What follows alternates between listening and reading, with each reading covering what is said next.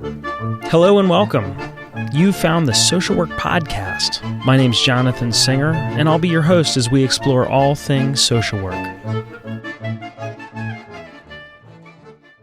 Today's Social Work Podcast explores this issue of how do we figure out if our client really wants to die by suicide. Uncovering suicidal ideation and intent is probably one of the most challenging things that clinicians are expected to do. And if you can't do that, then you can't really do a thorough suicide assessment. And as we all know, doing a thorough suicide assessment is one of the basic expectations of clinical social work. So even though one of my first episodes of the Social Work Podcast addresses suicide assessment, I wanted to provide more in-depth information on the topic. So I was really glad to be able to talk to one of the leading experts in the world, Shawn Christopher Shea. I've known Shawn for a number of years. We served on a committee together through the American Association of Suicidology, developing a workshop on recognizing and responding to suicide risk. Shawn developed an approach called the Chronological Assessment of Suicide Events, or the CASE approach. He developed this over years, doing the work. This wasn't developed in a research lab conceptually. And I'm a big fan of this approach. I love Shawn's book, The Practical Art of Suicide Assessment. And I took his half-day workshop on the CASE approach a couple years ago. I find his technique and this approach really to be ideal for clinicians. And I'm grateful for Shawn for agreeing to talk to me. And I hope you find his ideas as useful as I do. Today's episode is a little different than most of the episodes that I publish for a couple reasons. One, this is the longest episode I've ever published. It clocks in at over an hour. And I'm not going to do a big long intro because I want to get right to the heart of the interview. And there are really two parts to the interview. The first part is a conversation with Shawn where we talk about the CASE approach, the importance of using specific techniques to uncover ideation and intent, as well as the importance of asking about ideation and intent, both at the present moment, but also at points in the past. And the CASE approach really sets out a nice, easy way of remembering and figuring out how to do that. But what happens next in this interview is that I asked Shawn if he can do a role play, because I was sitting there and I was thinking, this stuff is really, really valuable. And it's great to talk about it conceptually. But wouldn't it be so much better if we could actually do a demonstration? And Shawn was fantastic. He said, sure, let's go for it.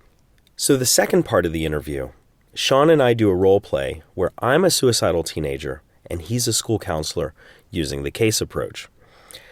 Now, quick word about this role play. It is an intense role play.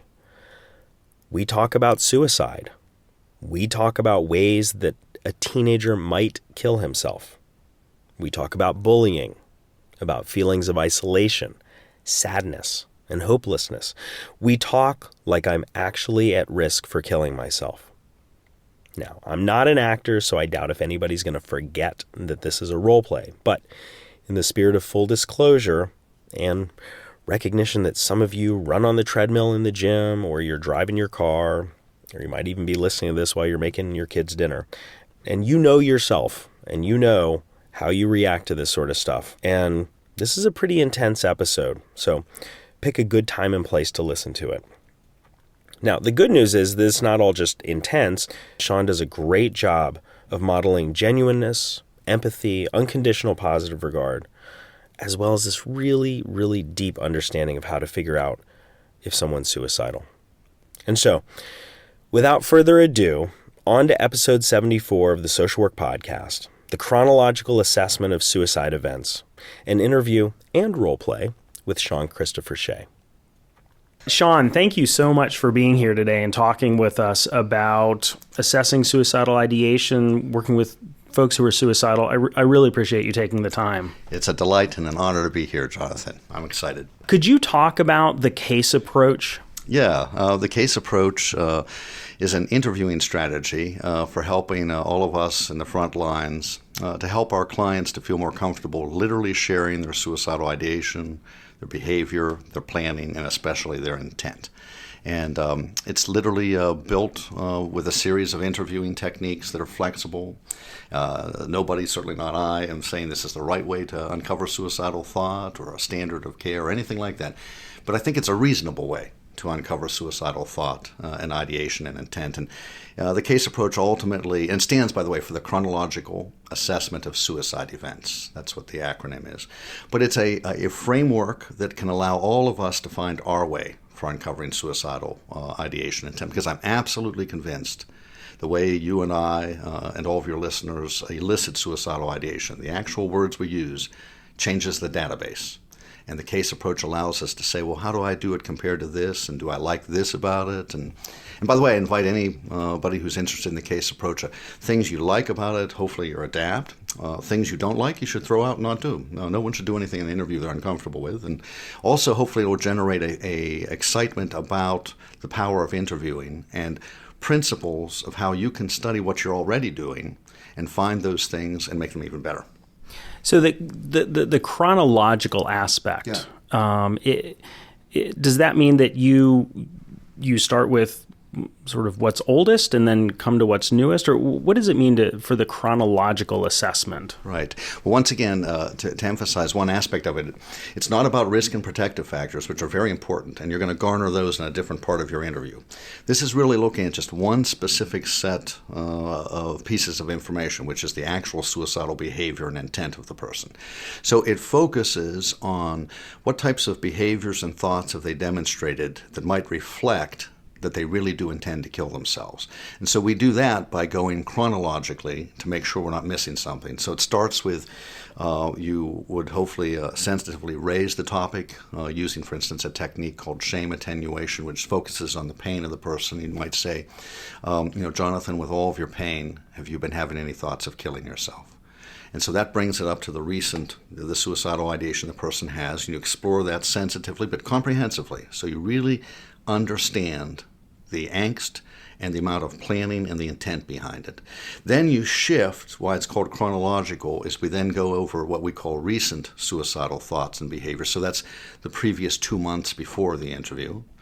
And that's a gold mine of information of the person's actual pain, but also the degree with which they're actually thinking about killing themselves, planning it out, practicing it.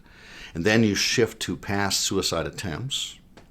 And then the final time frame, which is one that is often, I don't think, emphasized enough, is that we actually then shift the whole way back to the present moment and explore what the person has been thinking about suicide while we're actually speaking. So a person, by the way, in an emergency room, for instance, could be sitting there while you're interviewing them going, I just wish this guy would shut up and I'm going home to shoot myself. Or they can be on an inpatient unit and a person who might have died by a suicide, say 2 days after discharge. Last couple of people they might have seen, they might have been sitting there just saying to themselves, say what he wants, get home, get the gun. Say what he wants. So those are people having suicidal thoughts while they're being interviewed. And we really think that's important to tap. So it sounds. So you start out with what's going on in the moment, go back 2 months, go back lifetime, the past, and then you come right back to right now. And one of the things, the reason we do it in that order is that it is really hard for people to talk about suicide.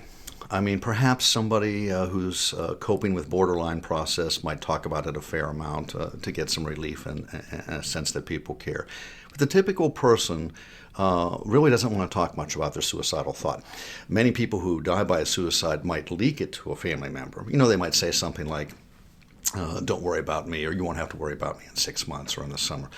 But it is the rare person that would sit down and say, oh, and by the way, I'm thinking of shooting myself. And, last night I had a gun out and I had it loaded and I had it in my mouth and now it's in the... They don't say stuff like that. They're not going to do your assessment for you. No, they don't do that. And they don't say that to their family members, is what I'm saying. So they have to shoulder the shame and the guilt and the stigma.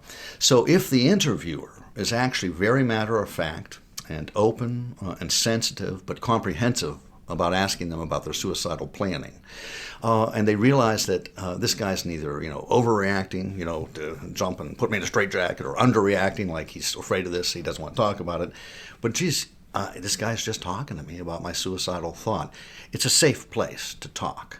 And what we find is that very often as people go through these chronological aspects of the case approach, the therapeutic alliance often strengthens because you're probably the first person in their life that they've ever been able to share this type of stuff with. And so then, as it gets better and better, the therapeutic alliance, we wait until the last part of the case approach to ask about right now, do we need to be worried about what you're, because we want the therapeutic alliance as powerful as possible before you ask about something that critical. So you're doing all of this work so that they can believe in you. Sure. Yep. Yeah. And but you also said that there's a lot of shame and stigma associated with suicide. So what are some of the ways that you address that respectfully, or do it in such a way that you're not shaming and stigmatizing them? Right. Well, one thing is first of all, the timing of this, which is, the case approach, this interview strategy, which is very flexible. I mean, you pick and choose and match it to the uniqueness of the human being. The first thing is when you're going to do it, and obviously you don't do it right off the bat with somebody. You wait until you've already done the good stuff we all do, which is engage well, communicate empathy, good eye contact. So it's usually done, deeper into the interview. If it's a 60-minute interview or an intake of 50, it's usually done at 20 minutes or 30 minutes. So you've already engaged the person, hopefully very well. And then the techniques themselves are even themselves engaging. I'm a huge proponent that there's not a antagonism between sound data gathering and the communication of empathy when they are both done well. And so the case approach, people like to tell their story. And so what it does, it helps people to walk through what they're actually experiencing. It borrows from several well-known interviewers' validity techniques and some of the validity techniques that I myself have developed, and it weaves them together sensitively. For instance, I demonstrated the one technique, shame attenuation. Nice way to raise the topic. You cue off with their pain to attenuate their shame. So, as I said, with all of your pain, have you been having any thoughts of killing yourself? Another way of getting at it to raise the topic is a technique that I developed called normalization. Normalization, I help you to feel safe to communicate something that's awkward, like suicidal ideation, by letting you know, I've heard this from other people. So I might say, Jonathan, sometimes people who have been dealing with as much pain as you have been talking about in the past 15 minutes, they find themselves having thoughts of killing themselves, and I'm wondering if those thoughts have crossed your mind. And boom, you're right in there. But I want to emphasize one thing that's, I think this is both hopefully very useful to people, but it's also very intellectually exciting because we're learning how to use language well, is that all of the validity techniques, these specific techniques like normalization, shame attenuation, there's a whole bunch of them, gentle assumption, they weren't developed for uncovering suicidal ideation. They were developed by clinical interviewing experts to uncover any sensitive material, incest, substance abuse, domestic violence, obviously something like suicide. So for people who learn how to do the case approach, they're actually learning validity techniques that they can use with absolutely every client that you see every time you're seeing them, because they're uncovering sensitive material. And so that's what we do. So how many validity techniques are there? I mean, do people have to learn like 50? Or no. There's about 6 or 7 validity techniques that are used in the chronological assessment of suicide events. In the literature, though, I've just written in my one textbook on just clinical interviewing. I now have a whole chapter just on validity techniques, and there's many more than 7. There's all sorts of validity techniques that are used in all sorts of different circumstances. The ones in the case approach that are very popular are the 2 ways of raising a sensitive topic: shame attenuation, normalization, which I've already talked about. Then, once you've raised the topic, it's how do you explore it in a sensitive way. So there's an interviewing technique called the behavioral incident by Gerald Pascal. There's an interviewing technique called the gentle assumption, which was developed, I believe it's by Patterson or by Pomeroy. Then there's an interviewing technique called denial of the specific, which we developed. There's one called symptom amplification, which we developed. And all of these are utilized to explore the suicidal ideation in more sensitive yet thorough way. And these are all the things that you talk about in your book on the case approach. Oh, absolutely. So if people want to know more about how to learn how to do these, they can get the Well, they certainly can. I mean, one thing, just so people know, is you can learn all about the case approach without even buying a book. If you go to our website, which you can talk about, I suppose, later, there's a free PDF on a nice little monograph, published monograph, on the case approach, which is a free download. And now the book itself, The Practical Art of Suicide Assessment, that covers the case approach, but that's all about all sorts of aspects of suicide assessment. So that also talks about risk and protective factors and warning signs. It talks about the etiology, an entire chapter on formulation and how you put it all together, whether you're working with a person with borderline process or psychotic process, even how to document effectively. So the book covers much, much more than the case approach. And so with the case approach, this is something that a clinician could use that doesn't work in an emergency department or doesn't see folks who are suicidal like as their job, but maybe work in a domestic violence shelter or something like that, and they start to think, well, maybe this person might be suicidal. Is that how it starts for people who don't know that they're going to be working with folks who are suicidal? Yeah, I mean, you can. The chronological assessment of suicide events, the case approach, it's literally a flexible interviewing strategy. So it can be used by all mental health professionals in all disciplines in any situation. So whether it's your initial meeting with someone or whether you're seeing them on an inpatient unit, whether you're in private practice and you're doing psychotherapy and counseling, it's quite popular with substance abuse counselors. In fact, there was a lead article on it in Counselor Magazine. Anybody and by the way, anybody that I think you're meeting for an initial assessment, you should always do a suicide assessment, no matter what they're presenting with, because you have no idea. It's such a taboo topic. You have no idea. And it's how do you weave it into that conversation. And one of the things that we really emphasize, and that I think anybody of your listeners who learn about the case approach and flexibly learn how to utilize it, it's really designed to feel extraordinarily conversational. To the client, you have absolutely no idea that you're actually using specific interviewing techniques to help them to share this material. So it just simply feels, when it's done well, like I'm really just with somebody who's a great listener who cares. And of course, hopefully they are. But that great listener who cares is also a skilled clinician. And they are actually using techniques that a best friend could not use. And that's why people come to us, because we have an expertise that even an empathic listener who's a friend does not have. So hopefully we're as empathic as a best friend. But there are interviewing techniques that have, good evidence base that they help people to share difficult material, and that's what it's all about. We are very guardedly optimistic that the case approach, can really save a lot of lives. I've been doing a lot of work with our military and a lot of work in high schools, colleges, and we think that it can help in a lot of different places. So at the end of doing a suicide assessment, Yes. using the case approach, Yes.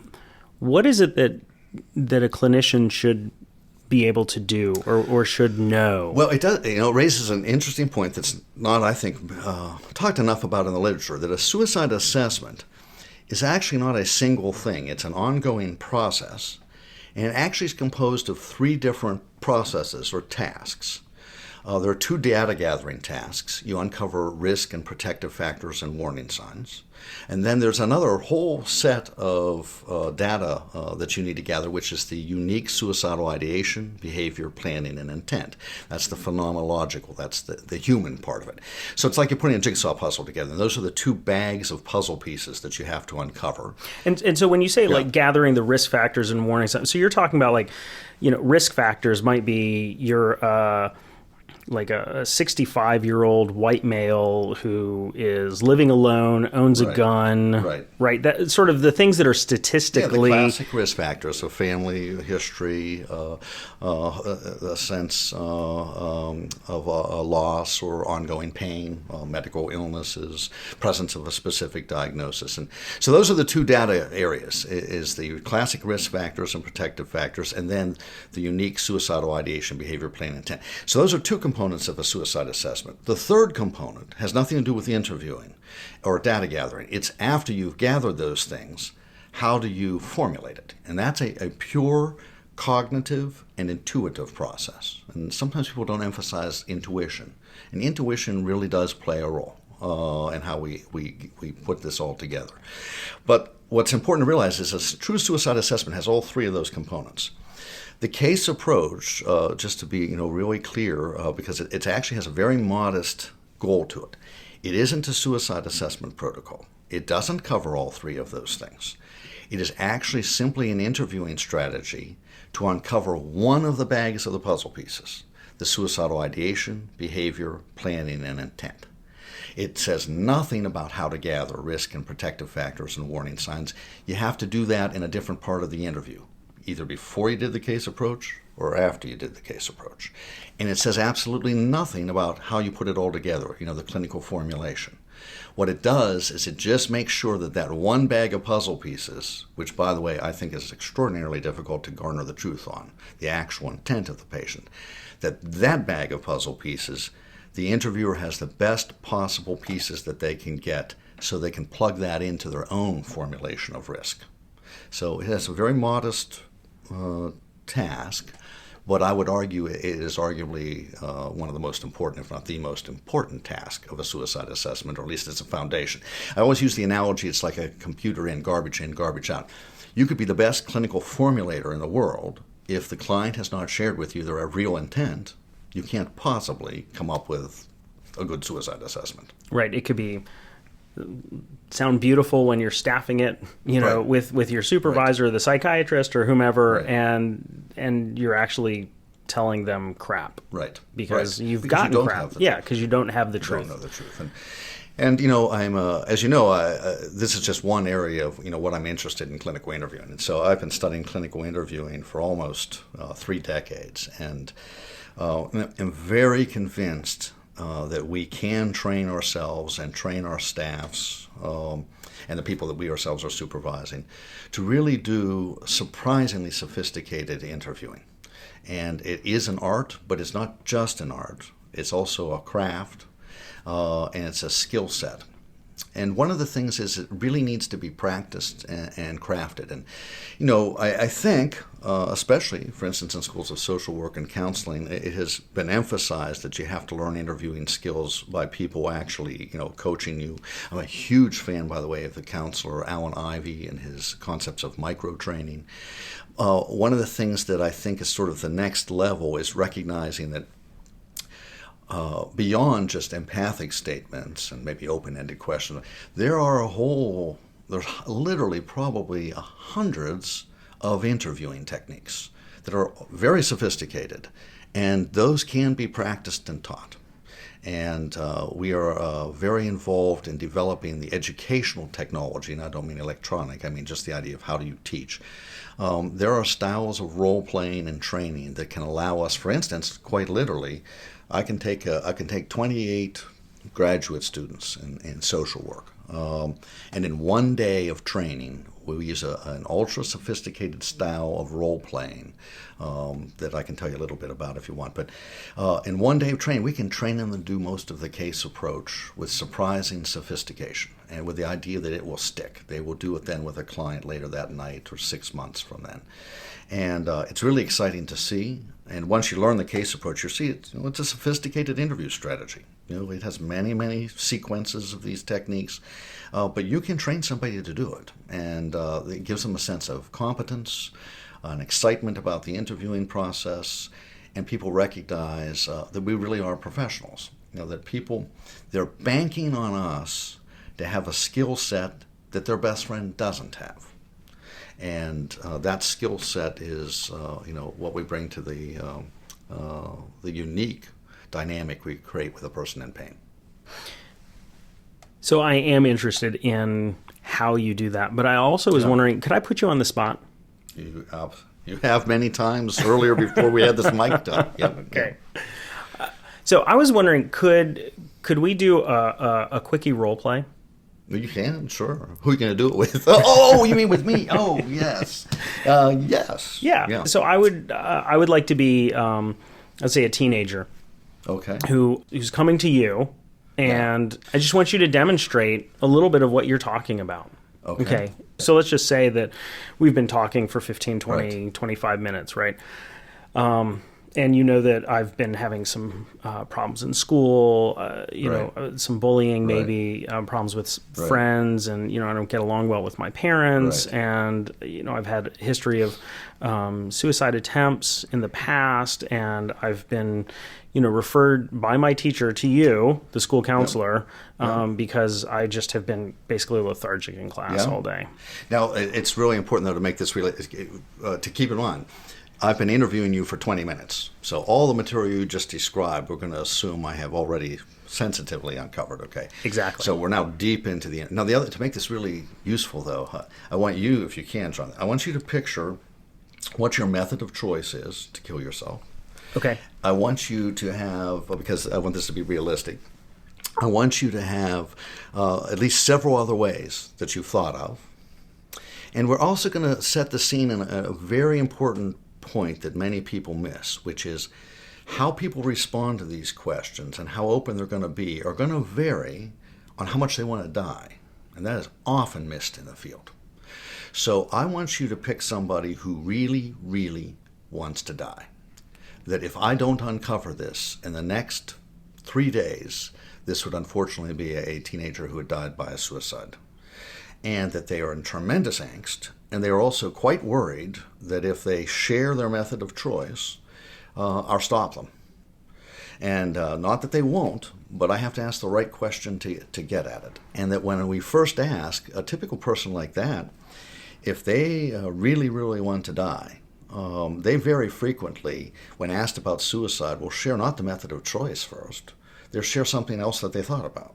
And maybe they've even had some actions on it. And they'll share those actions. But they're keeping this close to their hip, the method of choice. And what we're trying to train people is it's not enough to just ask. It's not enough to just start to explore a method, even if there's actual action taken on it. It's if you're in the room with that person who really wants to die, can you use techniques that will help them to ultimately share the method of choice with you? And that's really where we save people's lives. And the other thing that it's important for people to realize is that that's a rarity for us to be with such an individual. Most of the people we're doing suicide assessments with are not imminently dangerous. And so it's important to realize that we want to practice the techniques that we're going to use with a person who is imminently, with everybody that we're working with, in the sense that we become comfortable, it's graceful, it's second nature. Because that 1 in 100 person or that 1 in 1,000 person who actually is at imminent risk with you, you got it. You've got the techniques, you're used to them, you're comfortable with them, and you're hopefully saved their lives. And I always like to think that, that's what they're coming to us for, that person who's really close to killing themselves, that they are in the room with somebody who has the skill set to save their life. And it's not just asking them about suicide. It's much more complicated. I always like to emphasize to people that, remember, suicide, we all know this, that suicide is highly stigmatizing. Not perhaps as stigmatizing as, say, incest, but it's close. You would never think that if you met a family where there was some incest for an initial intake and you got a hint of incest, that you could just turn to this family and go, tell me all about your incest, and they're going to tell you all about... No, that's laughable, because we know that people are going to be hesitant to share about stigmatizing. Yet, clinicians will sometimes think, well, if I ask someone about suicide directly, they're going to tell me. Well, that's not necessarily true at all. And if it's just as stigmatizing as, or close, as incest, it could be very hesitant. And not only that, if they really, really want to kill themselves, and they are worried you're going to stop them, well, then they might be very hesitant to share a method of choice. Okay. So let's pick that up. And, okay. So we're assuming we've been talking. You want to be called Jonathan or called Jonathan? Sure. Yeah, you call me and, Jonathan. Why don't you tell me just a little bit? Let's pretend that you've described all of the stresses that you had just described, and we've talked hopefully in depth about the violence that some of the other students are showing you and the verbal abuse, and maybe you've always even shared with me a lot of your depressive symptoms. Mm-hmm. So let's assume that as a clinician, I feel I've got good engagement. I got a reasonable picture of the stresses. I even understand that in a differential diagnosis, you look like you have a major depression. So I'm sitting here in my clinician's chair going, wow, I wonder if Jonathan is suicidal. So that's where we're at. Why don't you say some stuff about, some of your depressive feelings, wrap up on, say, you can't sleep or whatever, and then I'll raise the topic or see what happens. Okay. Well, I mean, I guess I just haven't been sleeping well. I don't like to go to bed at, I guess, what most people would consider like normal bedtime. Like, I would much rather go to bed at 4 in the morning. Yeah. And then sleep till, I don't know, 4 in the afternoon. I think if I did that, maybe I get some sleep, but I don't know. I wake up and I'm still tired and Well, Jonathan, you've been describing a lot of depression, a lot of pain, from not being able to sleep, and I know you've been crying a lot, and the world looks very bleak to you. I'm wondering, with all of your pain, have you been having any thoughts of killing yourself? No.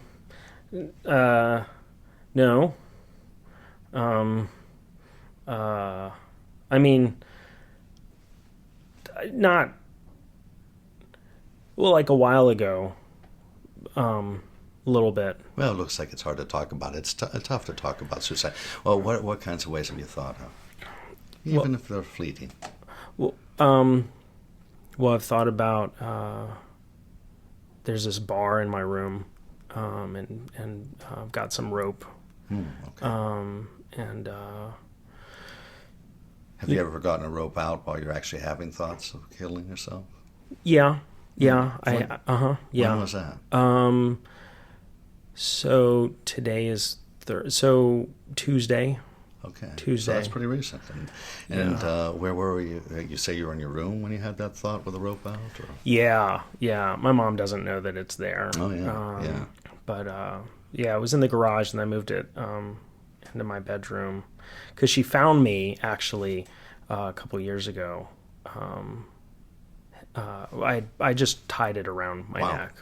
That was a couple years ago. For a moment, I want to go back to what happened just recently, though, because that's where your pain is. Yeah. When you got that rope out, did you actually make it into a noose? Yeah. Mm-hmm. Yeah. Yeah, and did you actually tie it around that bar? And a couple days ago? Yeah. Yeah. Okay. Yeah. So, you were really, at some level, thinking about it in a fairly serious way. Did you actually put the noose around your neck while you were thinking about it?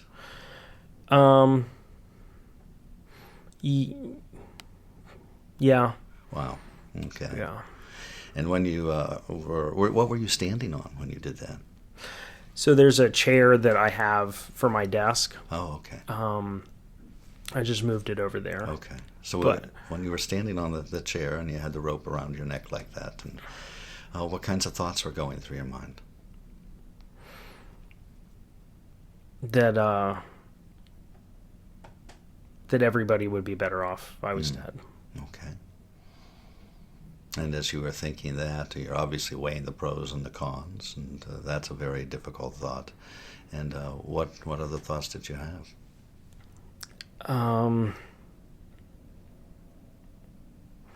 That my I was really feeling guilty that my mom was going to have to explain this to my younger sister, and that I didn't want anybody to think that this was their fault. Okay. And what ultimately do you think stopped you? So I started to step off the chair, Mm-hmm. and I don't know. I couldn't do it. Okay. I don't know why. Well, you said part of it, though, was that you didn't want your mom to find you and didn't want her to have to explain that to your sister. So, I mean, these were powerful things, and also showing that even in the midst of all your pain, which obviously is very severe, what's striking to me is you're still thinking about other people, which is a wonderful thing. You've struck me as somebody who is very caring, and I'm sure you do a lot of good things for a lot of people, and that's one of the reasons, I suppose, that it stopped you. I hope so. Yeah. Well, just to get a better idea of what was going on with you during that, how long were you actually up on that chair with the noose around your neck? And I mean, I think it was probably like 15 minutes, maybe. Okay. just kind of thinking about And it. then what did you do with the news? I just put it back under my bed. Is it still there? Mm-hmm. Is Yeah. it still made as a news? Mm-hmm. Well, that'll be something. Clearly, I think you ought to get that out of there, and we'll talk more about that at the end of the talk. Now, one of the things I'm wondering is that over, say, roughly the past 2 months, what other ways have you thought perhaps of killing yourself? I mean, just the rope, really. Probably just the rope. Is there another time that you actually got the rope out over the past 2 months? Yeah, but just like a couple of times. Okay. I think. And so you said that a couple of times you've gotten the rope out. Now I'm wondering, there's lots of different thoughts that can go through somebody's mind, and at this point in time, if you can think sort of back over it, had you thought of any other ways that you might actually kill yourself, such as, a common way that crosses people's minds today is they think of overdosing, and is that something that might have crossed your mind? Yeah. Yeah. Okay. Yeah. And what ways did you think of overdosing? What types of pills? So I'm on some medication, like I forget what it's like, Prozac or something, and I for was depression. Yeah, and I'm not. I haven't been taking it really regularly, so I have a bunch of them. So I was thinking maybe that. Yeah, sure. Do you know what the names of the pills are? So what's it called? Sertraline? Sertraline? Yeah, that's it. one. That's it. Yeah. Okay. Yeah. Now, did you ever get the sertraline out while you were having thoughts of killing yourself? Yeah. Okay, now Yeah. when was that? That was about. Today's Thursday, so I guess it was about maybe a couple of Thursdays. It was on a Friday. Okay. I didn't go to school that day, so a couple. Yeah. And where were you when you did that? In my room. Oh, so the same room Yeah, where you had the rope out. yeah. Okay. I spent a lot of time in my room. I bet. Because I have my TV and computer and Well, it's my also sort of a music. safe refuge for me, from what you said earlier in the interview. It's a place where you're safe. You don't have to interact with your family. And Yeah. so I want to go back, though, because it looks like you had these pills, or you were thinking about them. Now, did you actually had the pills out while you were thinking of overdosing, right? Yeah, I did. I just kind of poured them out on the table. Did you and was take looking. any? I took just a couple because I didn't have any water in my room, and I didn't want to have It's a little to. hard to swallow. That. Yeah, I didn't want to go out because my mom, Yeah. sometimes she's worried about me, and so she'll actually ask me what's going on. So how many pills do you think you actually took? Probably like, I don't know, couple maybe.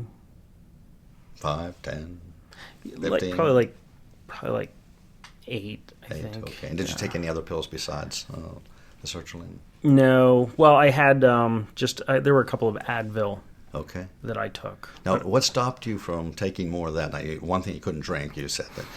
Was there also something else that actually stopped you that you said, geez, I don't want to do this. Why? And here's why I don't want to do this. I heard that somebody once said that you couldn't actually kill yourself with those things. Okay. And so I thought, well, so if I don't have, like, if I'm out and my mom asks, like, where did they go?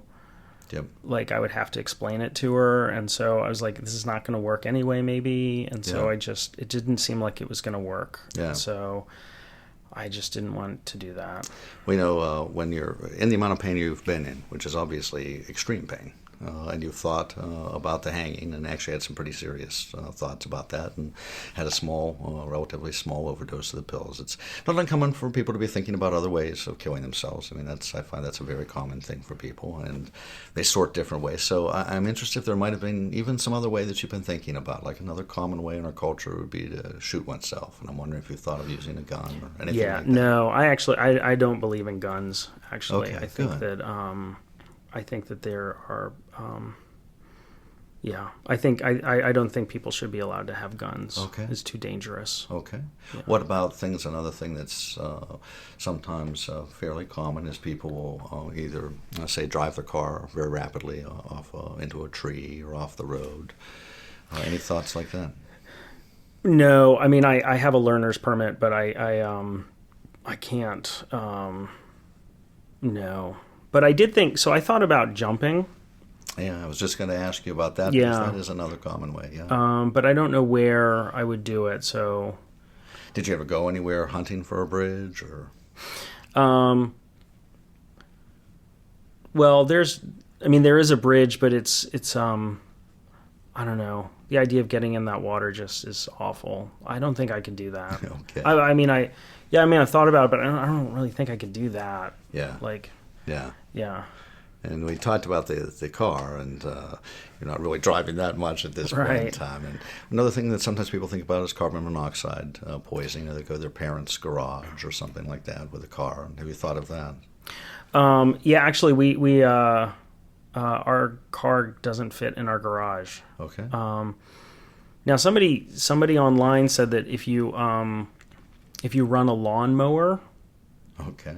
you fill it up with gas, but we have an electric lawnmower, so no, not really that either. Yeah, it looks like you puzzled through some stuff. I'm curious, roughly how much time have you spent on the line, on the web, trying to find different ways? Because, the people are doing that now a fair amount. Actually. Not much, I guess. Okay. Well, are we talking an hour a day, once a week? Probably an hour, maybe a couple hours a day. Searching on the web for something about suicide, then? Well, not just like how to do it, but the web is good because there are a lot of other people that are upset, and it's I find that I can talk to people there. Oh, sure. Yeah. And it can be a very good support center. By the way, Yeah. often can help prevent a suicide by finding other people who can provide some support. And Yeah, people have been like, "Don't do it, man." Oh, good. That's good. Yeah, so that's what we're hoping will happen on the web. Yeah. We know you and I have talked about an awful lot of different ways you've been thinking about, and I'm curious, is there any way that you've thought about that we haven't talked about?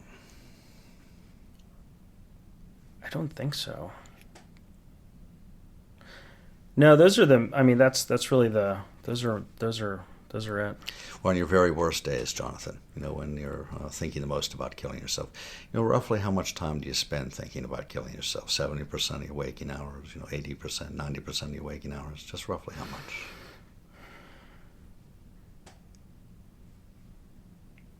Probably like half the time. Half the time that you're awake. That's a lot of pain. Yeah. I have, in talking with you, and, your pain is very, very real, and we'd like to be able to help you with that. And but I'm really struck the significance of the pain and its intensity, and I think we're going to be able to help. But I want to learn even a little bit more about suicidal thought for you, so we make sure that you're safe and we can help you to cope with those thoughts and find other reasons to live, because I think you have lots of great reasons to live that we've been talking about. But what about in the past? Have you actually ever tried to kill yourself in the past? Yeah. There were a couple of months where I tried probably every couple of weeks for like 2 months. And when was that roughly? It's probably about 2 years ago. Okay. And what ways did you actually attempt suicide back then? Hanging. Yeah, there were a couple times where I was just hanging, like just for like 3 or 4 seconds, and then I like kind of got my feet back on the chair. Okay. Yeah. And other ways that you actually attempted suicide in the past? I was doing some cutting, but not to die. Yeah. Because that's not. I just don't. Like it hurts, but I don't think I could do that. Yeah. So Okay. this is mostly the hanging. Yeah.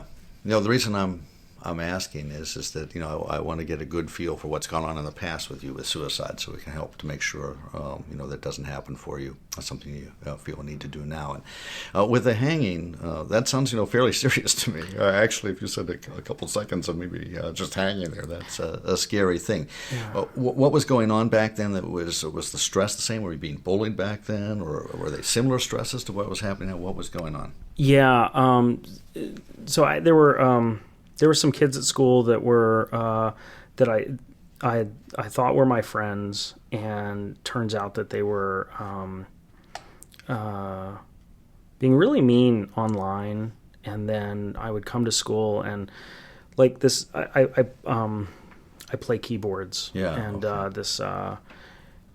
These kids that I've known for a long time, they invited me over to play some music with them, and I got over there, and they just spent the whole time mocking me, ragging on and, you. ragging. So oh, I thought you said you could play, and you suck, and why don't you play chopsticks again? And it was, it was just humiliating. I bet it was.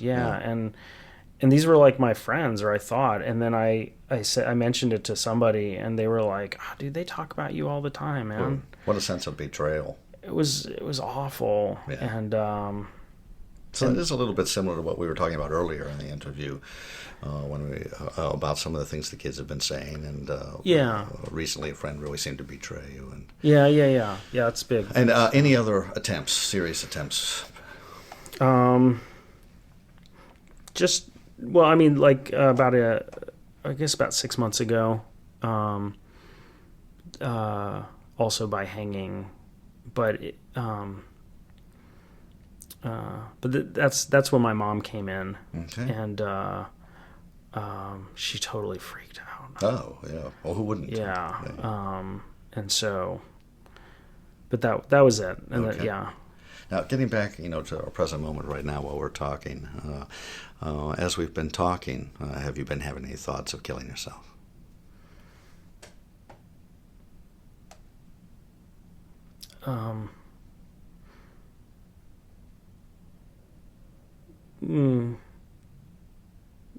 Not really. Well, you look at some level just because of your hesitancy, and that you might have some thoughts, or. I guess I'm just what is the point of all this, you know? I guess. Okay. Yeah. And as you were thinking while we're here talking, and, this doesn't surprise me. That's why I asked, because you're in a lot of pain. Were you actually thinking of a specific method? I was thinking about the rope. Oh, okay. It's still back there, right? You told me, under the bed. Yeah, right? under the bed. So we definitely have to get that rope out of there, okay? Yeah. That's one thing that's for sure. Yeah. Well, I'm struck by that. You're wondering, whether it's worth going on. And, if we had looked at the amount of pain you're feeling from the betrayal and what's going on with the bullying and that type of thing, if a 0 was your feelings and say, geez, I'm in a lot of pain from this, but I think I can cope with it, and a 10 was, the pain is so great that I don't know if I can actually continue, and I really think that I might have to kill myself soon. Mm-hmm. Where would you put yourself on that scale from a 0 to 10? Right now. Right now.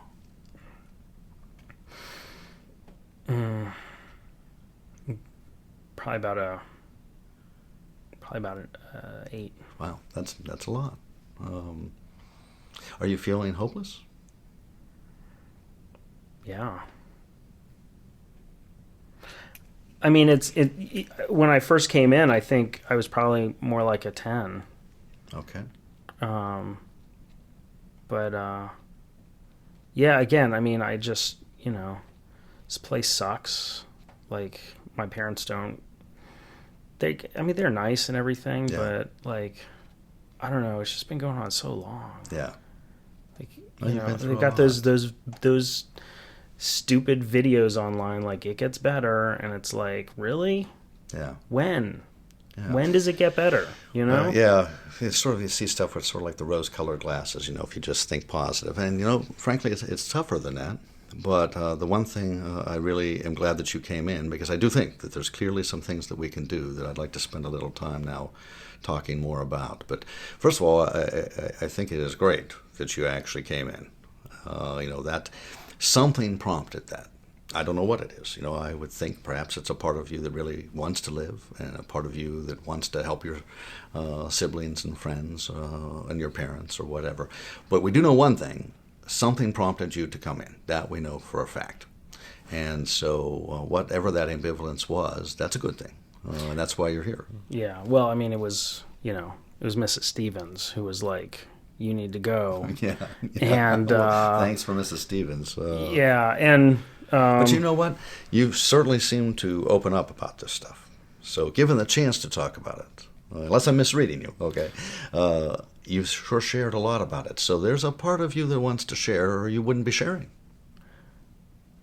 That's true. I mean, I mean, you know, I like people. Yeah, I just don't know why that's they don't obvious. like me. Yeah.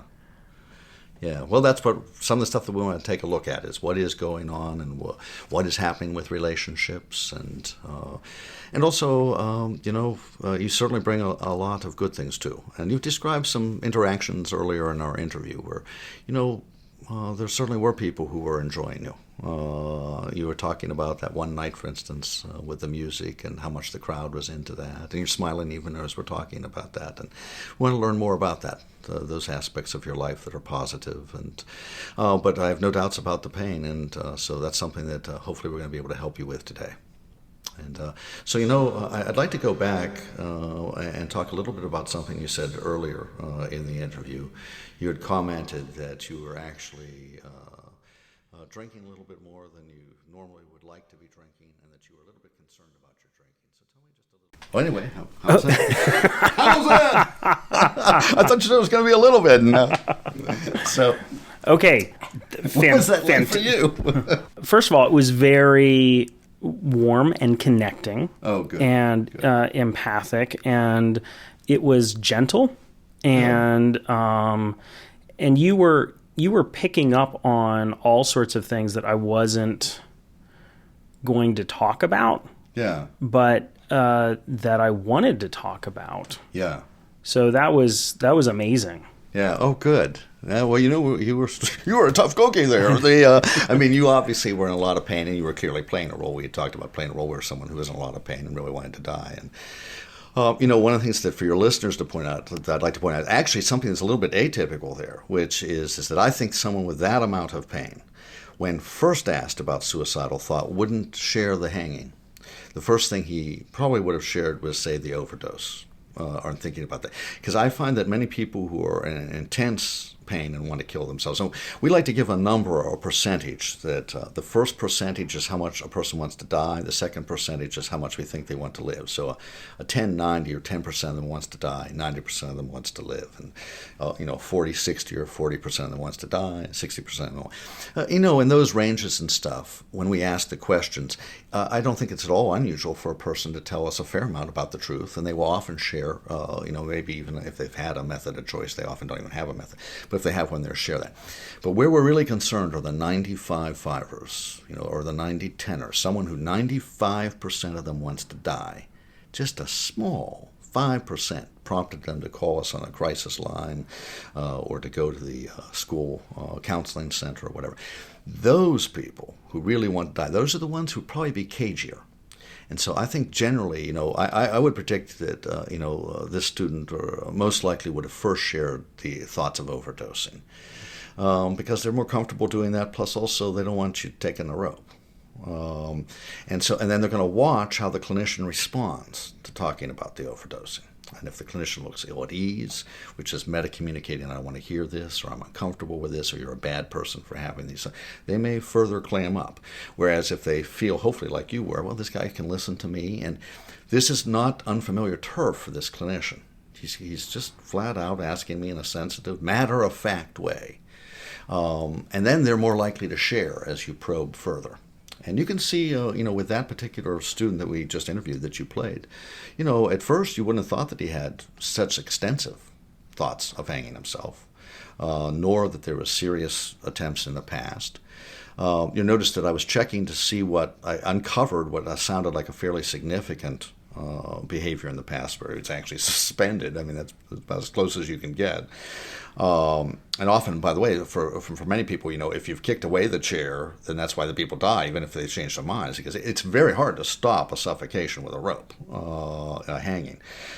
So fortunately, you must have not moved far off of the chair had it available. But even with that situation, you really saw that by probing a little bit better, you could find out, you want to find out if that serious past attempt, the triggers are similar to what is going on now. And is the method the same? Thomas Joyner has really helped us to understand that people may practice suicide methods, and that practice might indicate they're closer. And so if you find a past suicide attempt that's a serious one, and you realize, and you then ask specifically, I recommend asking what were the triggers and what is the method.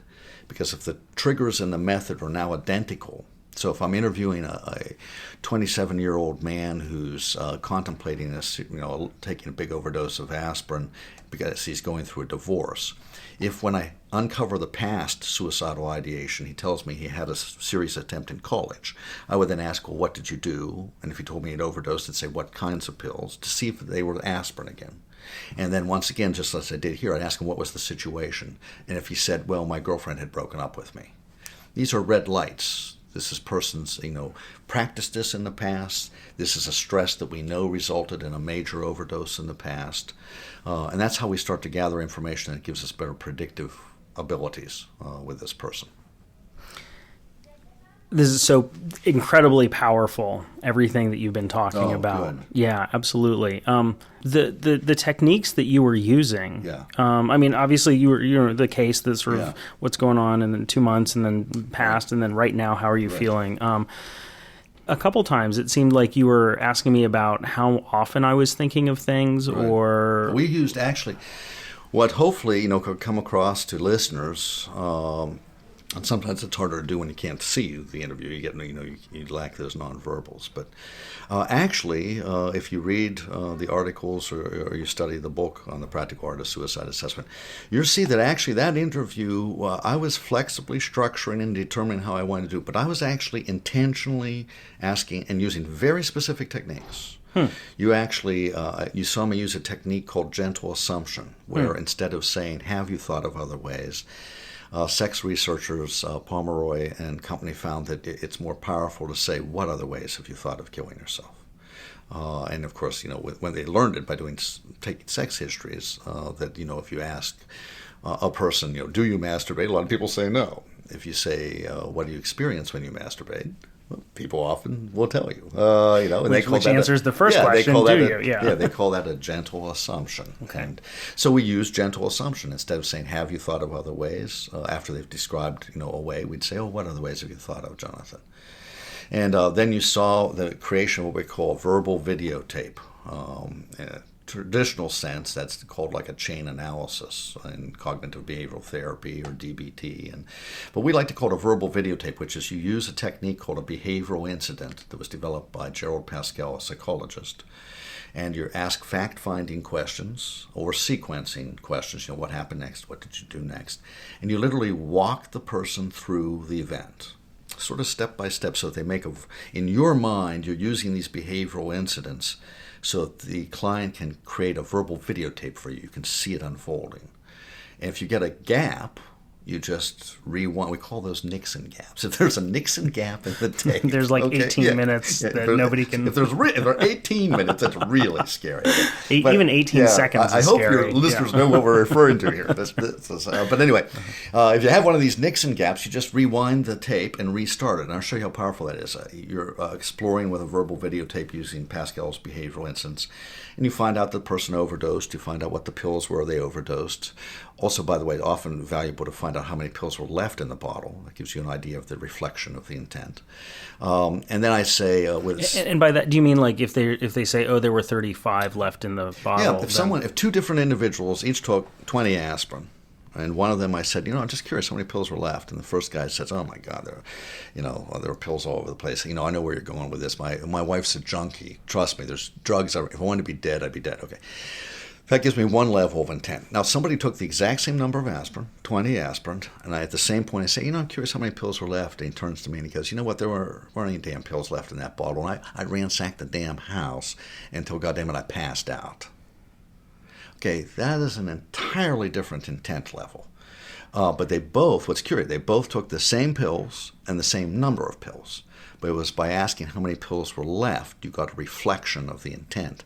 It was, certainly different. And the intention is so central. Well, that's what we're about, is people kill themselves not because statistics say they should. They kill themselves because they intend to kill themselves.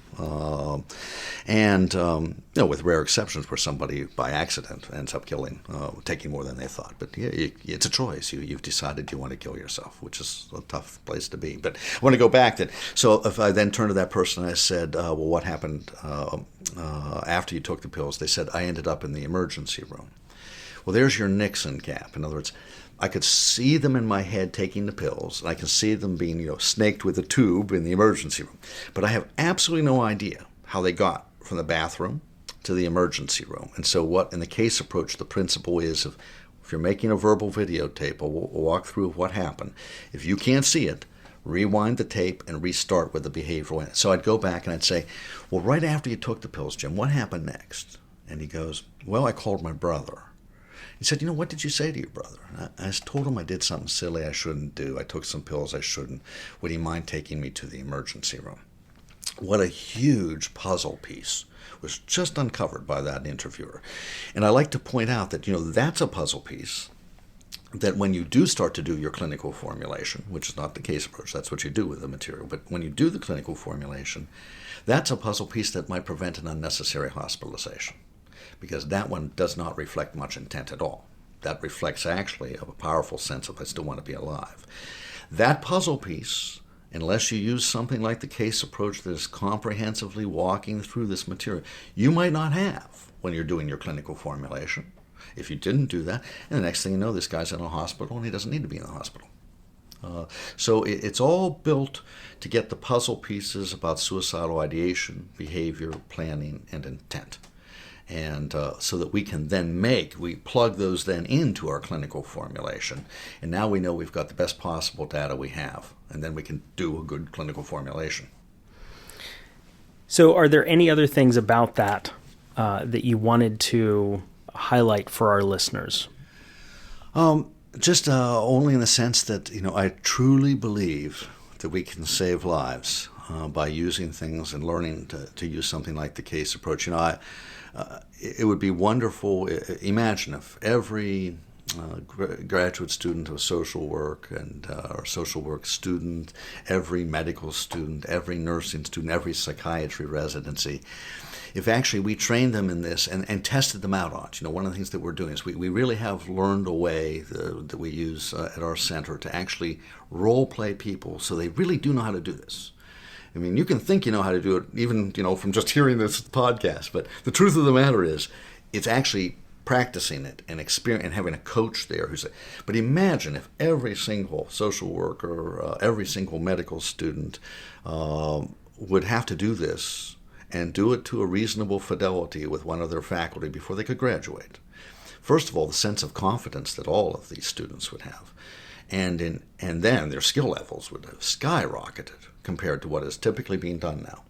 And let's leave social workers and psychiatrists out of the picture for a minute, psychologists, and instead focus on primary care physicians and nurses and PAs. 50% of all people who die by a suicide have seen one of the primary care people within a month. Find that very hope-producing. The 10th leading cause of death in America, 50% of the time they're in a room with a professional who could help to turn this around. If we had each of those professionals as students spend just one day practicing the case approach, the way we're describing it from our center, and then test out on it, the likelihood that those students, when they become residents in family practice or endocrinology or nursing or whatever, that they will ask, I think has skyrocketed, because people like to do what they feel competent in. And boy, if you do a day of training this, you're going to really, and then have practiced it. And not only that, they'll not only know how to raise the topic, they're going to know how to explore it. And they're going to know how to hunt for the method of choice. And they're going to know that just because you ask directly, you don't get a direct answer at first. I truly believe it is one of the best chances we have in the country to drop the suicide rate.